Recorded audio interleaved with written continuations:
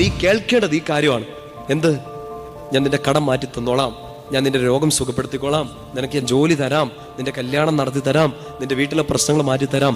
ഇതല്ല ആദ്യം കേൾക്കേണ്ടത്. എന്ത്? കേൾക്കേണ്ടത് മറ്റൊന്നാണ്. നിന്നെ സൃഷ്ടിക്കുകയും നിനക്ക് രൂപം നൽകുകയും നിന്നെ സഹായിക്കുകയും ചെയ്യുന്ന ഞാൻ ഇവിടെ ഉണ്ടെന്ന്. മനുഷ്യര് നമ്മളോട് സംസാരിച്ചു, ഒന്നുകിൽ നമ്മൾ വീണുപോയി, ഇല്ല കടന്ന് ഉരുണ്ട് പെരണ്ടു. ആളുകൾ പറഞ്ഞ വാക്കുകൾ കേട്ട് നമ്മൾ തകർന്നു പോയിട്ടുണ്ട്, തളർന്നു പോയിട്ടുണ്ട്. നമുക്ക് നഷ്ടപ്പെട്ടു പോയ ആത്മവിശ്വാസം ചിലപ്പോൾ ഒരു 5 മിനിറ്റ് സംഭാഷണത്തിൽ ആരിൽ നിന്നൊക്കെ കേട്ട് നമ്മൾ എഴുന്നിട്ടുണ്ടാവും.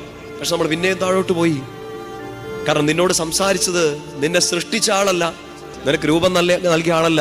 പക്ഷെ ഇന്ന് ഈ വചനം കേട്ടുകൊണ്ടിരിക്കുന്ന ഈ മണിക്കൂറുകളിൽ തന്നെ എന്റെ പ്രിയപ്പെട്ട സഹോദരങ്ങളെ, നിങ്ങൾ കേട്ടുകൊണ്ടിരിക്കുന്നത് അച്ഛനെ അല്ല. നിങ്ങൾ കേട്ടുകൊണ്ടിരിക്കുന്ന ഈ വചനം നിന്നെ സൃഷ്ടിക്കുകയും നിനക്ക് രൂപം നൽകുകയും നിന്നെ സഹായിക്കുകയും ചെയ്യുന്ന ജീവിക്കുന്ന കർത്താവിന്റെ വാക്കാണ്.